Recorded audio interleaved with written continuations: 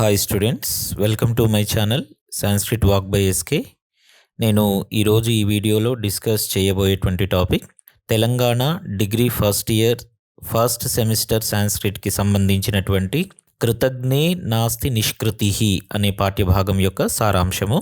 ముందుగా ఈ కృతజ్ఞే నాస్తి నిష్కృతిః అంటే ఏంటో ఒకసారి చూద్దాం. కృతజ్ఞుడు అనగా చేసిన సహాయాన్ని మరిచిపోయినటువంటి వాడిని కృతజ్ఞుడు అంటారు. నిష్కృతిః అనగా మనం ఏదైనా పాపం చేసినప్పుడు ఆ పాపాన్ని మనం పోగొట్టుకోవడానికి చేసేటువంటి పరిహారం.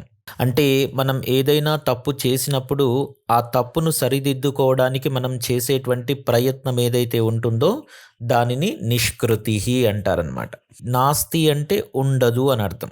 అయితే కృతజ్ఞే నాస్తి నిష్కృతిః అంటే చేసిన సహాయము మరిచినటువంటి వాడికి నిష్కృతిః నాస్తి అంటే అతడు చేసినటువంటి తప్పుకు లేదా అతడు చేసినటువంటి పాపానికి పరిహారము అనేటువంటిది అంటే సరిదిద్దుకునేటువంటి అవకాశము అనేటువంటిది ఉండదు అనేది ఈ లెసన్ నేమ్ యొక్క అర్థం.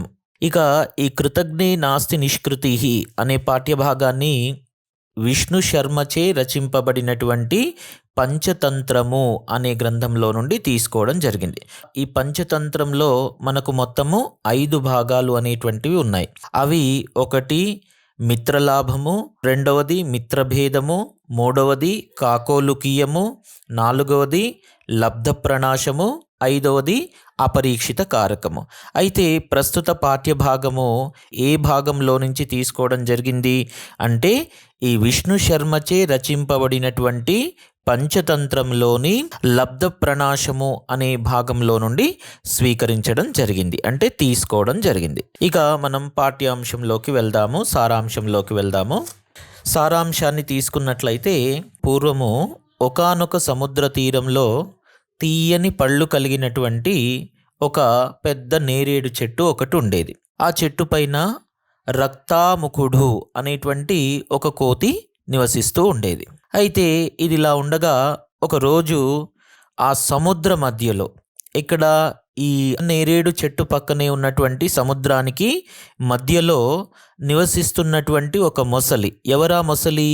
కరాళముఖుడు అనేటువంటి ఒక మొసలి విశ్రాంతి తీసుకోవడం కొరకని చెప్పి ఈ రక్తాముఖుడు నివసించేటువంటి ఆ నేరేడు చెట్టు క్రిందకు వస్తుందన్నమాట. వచ్చినప్పుడు ఆ మొసలి రావడాన్ని ఎవరు గమనిస్తారు? ఆ చెట్టు పైన ఉన్నటువంటి రక్తాముఖుడు అనేటువంటి కోతి గమనిస్తుంది. గమనించి వెంటనే ఆ వచ్చినటువంటి మొసలితోటి ఇలా అంటుందన్నమాట.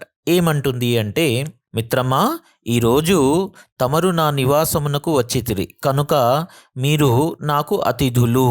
కాబట్టి మీరు నేను ఇచ్చేటువంటి ఈ పళ్ళను స్వీకరించండి.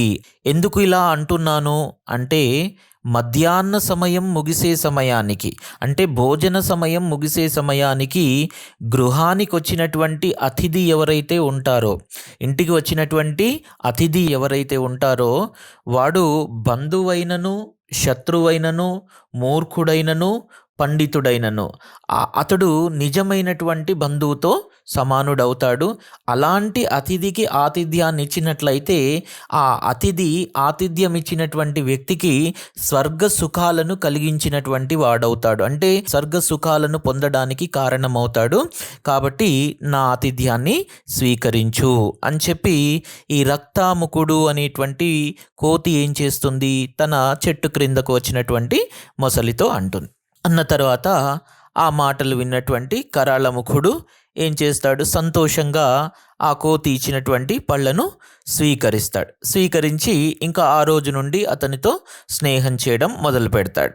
ఇలా వాళ్ళిద్దరూ కూడా ప్రతిరోజు నేరేడు చెట్టు మొదలు వద్దకు చేరుకొని వివిధ శాస్త్ర సంబంధమైనటువంటి చర్చలతోటి అంటే ఈ శాస్త్రానికి సంబంధించినటువంటి విషయాలతోటి కాలాన్ని గడుపుతూ చక్కగా స్నేహభావంతో ఉండడం మొదలు పెడతారు. ఇలా కొంతకాలం గడిచిపోతుంది. గడిచిపోయిన తర్వాత ఇక్కడ ఏం జరుగుతుంది అంటే, ఈ కరాళముఖుడు అనేటువంటి మొసలి ఆ కోతి ఇచ్చినటువంటి పళ్ళలో తాను తినగా మిగిలినటువంటి పళ్ళు ఏవైతే ఉంటాయో ఆ పళ్ళను తీసుకొని వెళ్ళి తన భార్యకు ఇస్తూ ఉంటుంది. ఇలా ఇస్తూ ఉన్నప్పుడు ఒకరోజు ఆ మొసలి భార్య తన భర్త అయినటువంటి మొసలితోటి ఇలా అంటుందన్నమాట. ఏమంటుంది అంటే, నాథ, అమృతము వలె ఉన్న ఈ పళ్ళను ఎక్కడి నుండి తీసుకొని వస్తున్నావు అని చెప్పి అడుగుతుందన్నమాట. అడిగేసరికి దానికి కరాళముఖుడు ఏమంటాడు, ఓయి, నాకు సముద్ర తీరమున ఒక కోతి మిత్రుడుగా కలడు. అతని పేరు రక్తాముఖుడు. అతడు ప్రతిరోజు నాకు స్నేహభావంతో ఈ పళ్ళను ఇస్తూ ఉంటాడు. అలా ఇస్తూ ఉన్నటువంటి పళ్ళలో నేను తినగా మిగిలినటువంటి పళ్ళే నేను తీసుకొని వచ్చి ఇస్తున్నటువంటి ఈ పళ్ళు అని చెప్పి ఆ కరాళముఖుడు ఏం చేస్తాడు, తన భార్యకు చెప్తాడు. చెప్పినప్పుడు అంతటా వెంటనే ఆ మొసలి భార్య ఏమంటుంది, ఆహా, ఈ ఫలములే ఇంత మధురంగా ఉంటే ఈ ఫలాలను ప్రతిరోజు తినేటువంటి ఆ కోతి యొక్క గుండె ఎంత మధురంగా ఉంటుందో కదా. కాబట్టి నిజంగా నీకు నా మీద ప్రేమ ఉన్నట్లయితే ఆ అమృత తుల్యమైనటువంటి, అమృతముతో సమానమైనటువంటి ఆ కోతి యొక్క గుండెను నాకు బహుమానంగా తీసుకొని వచ్చి ఇవ్వు అని చెప్పి అంటుందన్నమాట. అనేసరికి ఆ మాటలు విన్నటువంటి కరాళముఖుడు ఏమంటాడు బాధతోటి, అమ్మా, నువ్వు అలా చెప్పుట సరి అయినటువంటిది కాదు అంటాడు. ఎందుకు ఇలా అంటున్నాను అంటే, ఈ లోకంలో ప్రతి వ్యక్తికి కూడా ఇద్దరు సోదరులు ఉంటారు. ఎవరా సోదరులు అంటే, ఒకటి రక్త సంబంధం ద్వారా లభించినటువంటి సోదరుడు, ఒకడైతే స్నేహము ద్వారా అంటే పరిచయం ద్వారా, స్నేహం ద్వారా ఏర్పడినటువంటి సోదరుడు ఇంకొకడు. అయితే ఇక్కడ రక్త సంబంధం ద్వారా కలిగినటువంటి సోదరుని కంటే కూడా స్నేహము ద్వారా లభించినటువంటి సోదరుడు ఎవరైతే ఉంటారో వాడే ఈ లోకంలో గొప్పవాడు అని చెప్పి పండితులు చెబుతూ ఉంటారు. కాబట్టి నా మాట విని నీ ఆలోచన ఏదైతే ఉందో దానిని మానుకో అని చెప్పి ఈ కరాళముఖుడు అనేటువంటి మొసలి తన భార్యతోటి అంటుంది. అప్పుడు ఆ మొసలి యొక్క భార్య ఏమంటుంది మొసలితో అంటే, ఓయి, ఎన్నో కోరికలను నేను ఎన్నో సందర్భాలలో కోరుకున్నాను, కానీ ఏ రోజు కూడా నువ్వు నా కోరికను కాదనలేదు. కానీ ఇలా మొదటిసారిగా నా కోరికను తిరస్కరిస్తున్నావు, ఇది సరి అయినటువంటిది కాదు అని చెప్పి అంటుందన్నమాట. అని అయినా అది కోతి జాతికి చెందినటువంటి జంతువు అయితే మనము మొసలి జాతికి చెందినటువంటి వాళ్ళం మనము. కాబట్టి ఆ కోతి జాతికి చెందినటువంటి దానితో మనకు స్నేహం ఏంటి? కాబట్టి నా మాట కాదనకు, వెళ్ళి ఆ కోతి యొక్క గుండెను తీసుకొని వచ్చినట్లయితే మన ఇద్దరం హాయిగా భక్షించెదము, తినేదము అని చెప్పి అది అంటుందన్నమాట. అన్న తర్వాత ఆ మాటలు విన్నటువంటి ఈ కరాళముఖుడు ఏం చేస్తాడు, తన భార్య ఆ కోరికను కోరింది కాబట్టి కోతిని చంపుటను తనకిష్టం లేకపోయినప్పటికీ కూడా చేసేదేమీ లేకపోవడం వలన అతడు ఒక మంచి ఉపాయాన్ని ఆలోచించి ఆ ఉపాయం ప్రకారము ఆ కోతి నివసించేటువంటి ఆ చెట్టు దగ్గరికి వెళ్తాడు. వెళ్ళేటప్పుడు ఎలా వెళ్తాడు, తాను ఆలోచించినటువంటి ఉపాయం ప్రకారము విచారంగా బాధతో ఏం చేస్తాడో ఆ చెట్టు దగ్గరికి వెళ్తాడు. వెళ్ళినప్పుడు అది ఎవరు గమనిస్తారు, ఈ రక్తాముఖుడు అనేటువంటి కోతి గమనిస్తుంది. గమనించి వెంటనే ఆ వచ్చినటువంటి కరాళముఖుడితోటి ఇలా అంటుంది. ఏమంటుంది అనంటే, మిత్రమా, ఈరోజు ఆలస్యంగా వచ్చావు. నువ్వు ఇలా ఆలస్యంగా రావడానికి గల కారణం ఏంటి? అంతేకాదు, ప్రతిరోజు సంతోషంగా కనిపించేటువంటి నీవు ఈరోజు ఏదో విచారంతో ఈ చెట్టు దగ్గరికి వచ్చినట్టుగా నాకు అనిపిస్తూ ఉంది. దానికి గల కారణం ఏంటి అని చెప్పి ఆ వచ్చినటువంటి మొసలిని అడుగుతుంది. అడిగినప్పుడు దానికి సమాధానంగా ఈ కరాళముఖుడు ఏమంటాడు, మిత్రమా, ఈరోజు మీ వదిన నన్ను అతి నిష్ఠూరమైనటువంటి మాటలతో తిట్టినది అంటాడు. ఎందుకు అంటే, ఓ కృతజ్ఞుడా, నీకు ప్రతిరోజు ఆహారం ఇచ్చేడి ఫలదాతను నిర్లక్ష్యము చేయుచున్నావు. నువ్వు కేవలము దాని నుండి ఉపకారాన్ని పొందుతున్నావే తప్ప ప్రత్యుపకారాన్ని చేయుటలేదు. కనీసం అతన్ని మన ఇంటికైనా పిలవడం లేదు. కాబట్టి నువ్వు చేస్తున్నటువంటి ఈ పనికి ప్రాయశ్చిత్తం అనేటువంటిది లేదు అని చెప్పి కోపంతో అది పలికింది.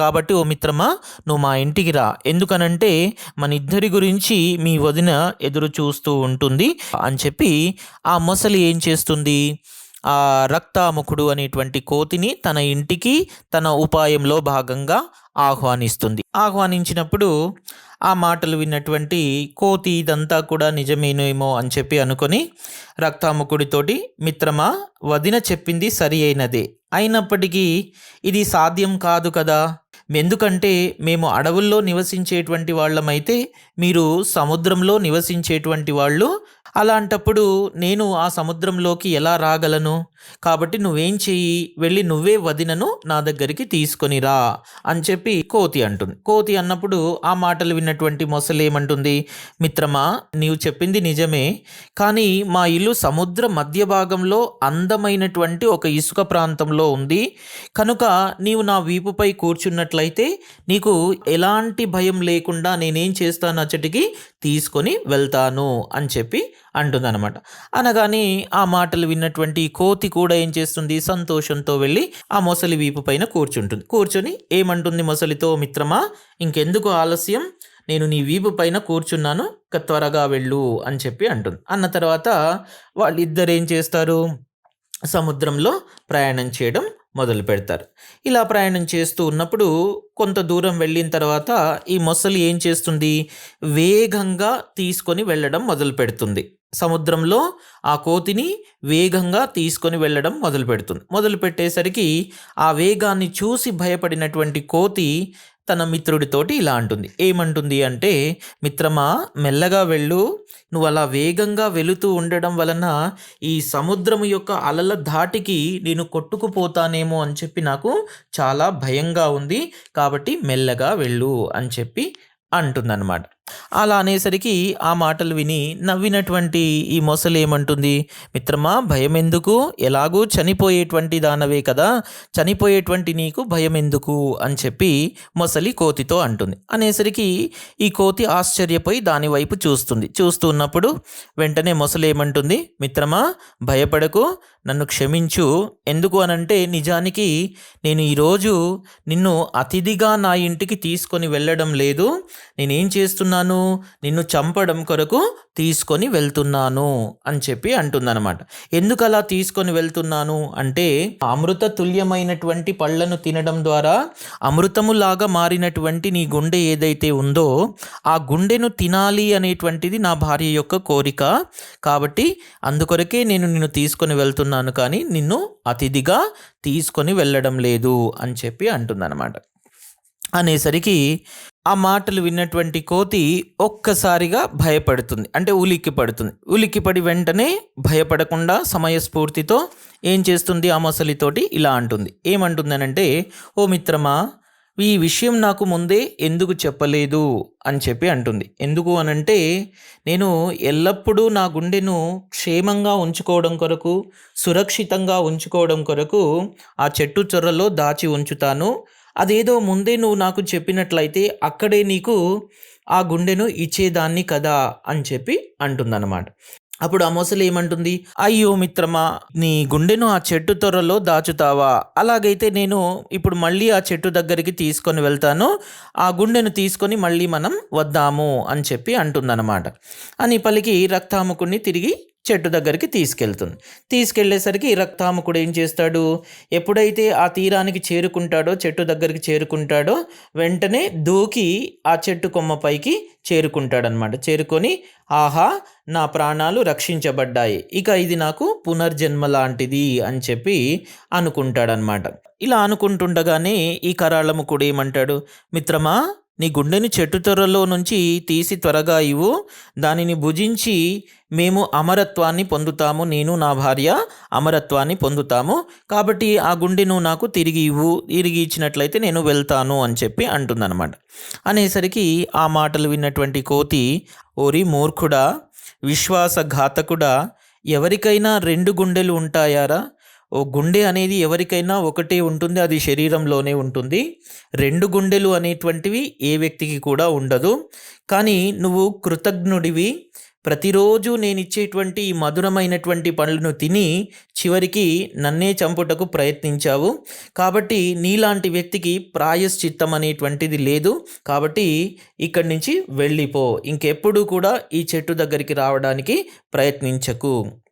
ఎందుకనంటే కృతజ్ఞే నాస్తి నిష్కృతి. నీలాంటి కృతజ్ఞులకు అంటే చేసిన సహాయాన్ని మరిచిపోయినటువంటి వాళ్లకు నిష్కృతి అంటే పాప పరిహారము అనేటువంటిది ఉండదు. కాబట్టి త్వరగా ఇక్కడి నుండి వెళ్ళిపో అని చెప్పి తనను తాను రక్షించుకున్నటువంటి కోతి ఆ వచ్చినటువంటి కరాళముకుణ్ణి తిడుతుంది.